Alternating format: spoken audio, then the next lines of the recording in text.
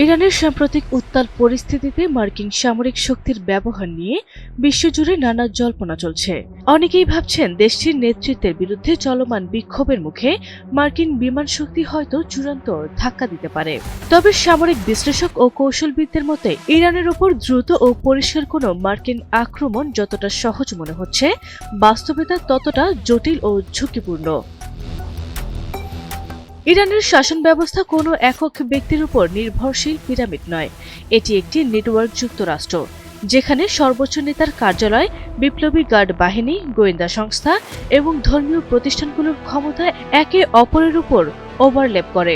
এই ব্যবস্থায় শীর্ষস্থানীয় কাউকে সরিয়ে দিলেও পুরো কাঠামো ভেঙে পড়ে না, বরং এদের বিকল্প কমান্ড সিস্টেম যে কোনো বড় ধাক্কা সামলে নিতে সক্ষম।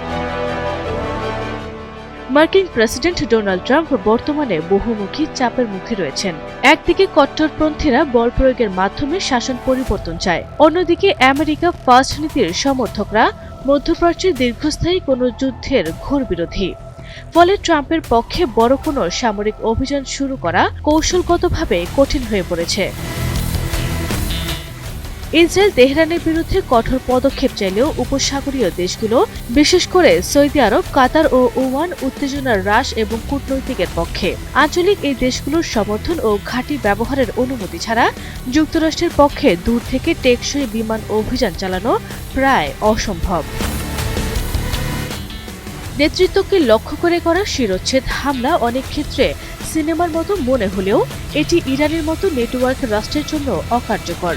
সামরিক শক্তি দিয়ে হয়তো কিছু স্থাপনা ধ্বংস করা যায়, কিন্তু এটি কোনো দীর্ঘমেয়াদী রাজনৈতিক পরিবর্তন বা উত্তরাধিকার নিশ্চিত করতে পারে না।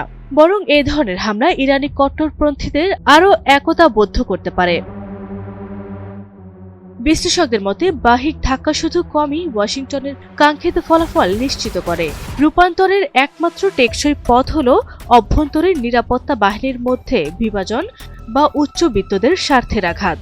জবরদস্তিমূলক মূলকে শক্ত করার পরিবর্তে ওয়াশিংটনের উচিত অর্থনৈতিক চাপ বজায় রাখা এবং এই অঞ্চলের মধ্যস্থকারী দেশগুলোর সাথে সমন্বয় করে একটি বাস্তববাদী রাজনৈতিক পরিবর্তনের সুযোগ তৈরি করা। ইসলামী প্রজাতন্ত্র হয়তো এই দফার বিক্ষোভ দমন করতে সক্ষম হবে, কিন্তু নিষেধাজ্ঞা প্রত্যাহার এবং অর্থনৈতিক রূপান্তর ছাড়া সাধারণ মানুষের ক্ষোভ মেটানো সম্ভব নয়। এজন্য শাসন গোষ্ঠীকে ধর্মতান্ত্রিক গোঁড়ামি ছেড়ে একটি বাস্তববাদী শাসন ব্যবস্থায় ফিরে আসতে হবে। আরবি ইসলাম হিমু, NTV অনলাইন।